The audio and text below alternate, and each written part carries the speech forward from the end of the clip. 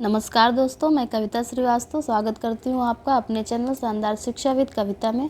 दोस्तों, इस वीडियो में मैंने शिक्षण योजना बनाई है जिसको हम कक्षा 1, 2, 3 सभी के लिए प्रयोग कर सकते हैं। कक्षा 1 में हम बच्चों को जब आ की मात्रा पढ़ाएंगे तब हम इसका प्रयोग कर सकते हैं, और 2 और 3 में उच्चारात्मक शिक्षण के दौरान हम इसका प्रयोग कर सकते हैं।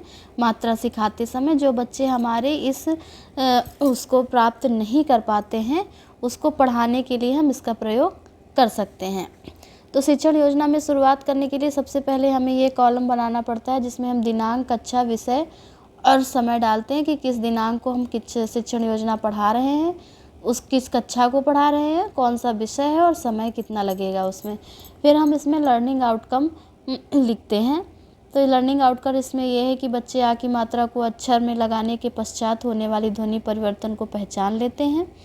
बच्चे आ की मात्रा के शब्द बनाते व पढ़ते हैं। प्रकरण फिर हम इसका लिखेंगे आ की मात्रा।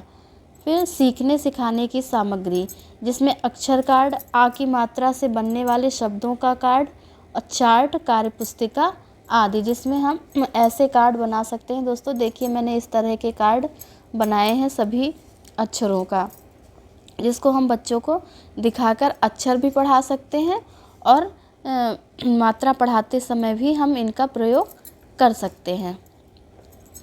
फिर क्या है, सीखने सिखाने की प्रक्रियाएं या गतिविधियां। फिर है शिक्षण के आरंभ में, जब हम अपनी शिक्षण प्रक्रिया आरंभ करेंगे तब हम सबसे पहले क्या करेंगे, शिक्षिका क्या करेगी, सबसे पहले कार्य का आरंभ कविता के माध्यम से करेगी। यानी कि हमने एक छोटी सी कविता इसमें लिखी हुई है जिसको मैंने इधर बनाया हुआ है। इसको हम एक चार्ट पर भी या छोटे से पेपर को काट के उस पर भी लिख सकते हैं और बच्चों को दिखा सकते हैं। बच्चे जब चित्र देखेंगे तो उनमें और रुचि उत्पन्न होती है किसी भी चीज़ को सीखने की। आसमान पर बादल छाया, बादल जल भर भर लाया। आसमान पर बादल छाया, बादल जल भर भर लाया। उमड़ उमड़ कर आता बादल, छम छम जल बरसाता आया। तो जब हम इस कविता को पढ़ेंगे तो बच्चे भी उसे दोहराएंगे, और बच्चे जब चित्र देखेंगे तो उनमें और बरसात से संबंधित तुरंत ही कल्पना उनकी जो है वहाँ तक दौड़ जाती है कि जब बरसात होती है तो क्या क्या होता है। फिर इसमें है शिक्षण के दौरान। शिक्षण के दौरान हम क्या क्या करेंगे। सबसे पहले हम बच्चों को जो है क्या करेंगे, श्यामपट्ट पर कुछ अक्षर लिख देंगे।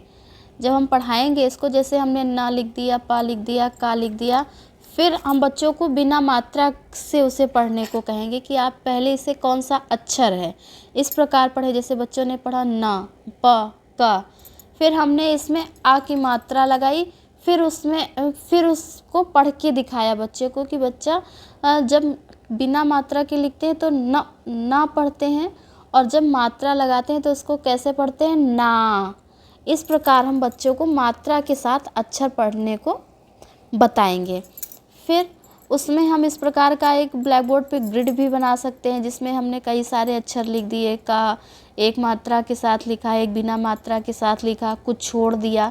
तो इसमें हम जैसे क, ला, मा, पा, ऐसे जब बच्चे को पढ़ के बताएंगे, कई बार इस चीज़ का दोहराव करेंगे तो बच्चे इस चीज़ को समझेंगे कि हमें मात्रा के साथ अक्षर को कैसे पढ़ना है और मात्रा के बिना कैसे पढ़ना है। बीच बीच में जैसे हमने ये खाने छोड़े हैं तो आप भी छोड़ सकते हैं। तो हम बच्चे से कह सकते हैं कि किसी भी 1-2 बच्चे को उठा कर कह सकते हैं कि आप इसमें बिना मात्रा का रा लिखिए।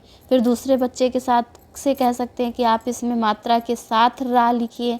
इस प्रकार हम इसमें गतिविधि भी छोटी सी करवा सकते हैं। फिर शिक्षण के पश्चात में मात्रा के साथ ध्वनि कराने के पश्चात शिक्षिका आ की मात्रा के शब्द बनाने व पढ़ने का अभ्यास कराएगी। तो इसमें आ की मात्रा के शब्द बनाने का देखिए, इस पर में लिखा हुआ है छ से छाता, बच्चे को पढ़ के बताया। पान, रात, इस प्रकार से हम बच्चे को बताएंगे। फिर आ की मात्रा के शब्द जब बच्चे बनाना सीखेंगे, पढ़ना सीखेंगे, तो हम आ की मात्रा के शब्द से भी उसको पढ़ा सकते हैं। जैसे पान, मान, कुछ बच्चे जल्दी से सीख जाते हैं तो उनको हम इस तरह के कार्ड दे सकते हैं। बच्चे उसमें अभ्यास करेंगे। जैसे मैंने ये बनाया हुआ है, इसमें आ की मात्रा के पूरे शब्द लिखे हुए हैं। जब हम पढ़ाएंगे तब बच्चों को, जैसे बच्चे पहले 2 शब्द पे है तो 2 शब्द का जो है पढ़ने को दिया, फिर बच्चा धीरे धीरे आ गया दोनों अक्षर में मात्रा पढ़ने के लिए, फिर 3 अक्षर पे आ गया बच्चा, फिर 4 अक्षर पे आ गया। इस प्रकार हम आ की मात्रा के शब्द का जब कलेक्शन कर लेंगे तो हम बच्चे को पढ़ा सकते हैं, और बच्चा अपने आप इसको पढ़ के देखेगा तो उसके पढ़ने में की क्षमता में वृद्धि होगी। फिर हम बच्चे को जो है ऐसे भी काम दे सकते हैं ब्लैक बोर्ड पे, खा प्लस जा, तो इसको मिला के नया शब्द बनता है खा जा पा, आ की मात्रा के साथ, फिर न पान। इस प्रकार जब हम देंगे बच्चा उसको बनाएगा, बोलेगा, शब्द बनाएगा, तो उसमें जो है आ की मात्रा की समझ आएगी और बच्चा पढ़ने में जो है रुचि लेगा और जो है पढ़ेगा भी। फिर गृह कार्य आएगा। फिर गृह कार्य हम देंगे बच्चों को कि बच्चे 10 शब्द आ की मात्रा के साथ पहचान कर लिख कर लाएंगे और इसमें अक्षर में मात्रा लगा कर लाएंगे।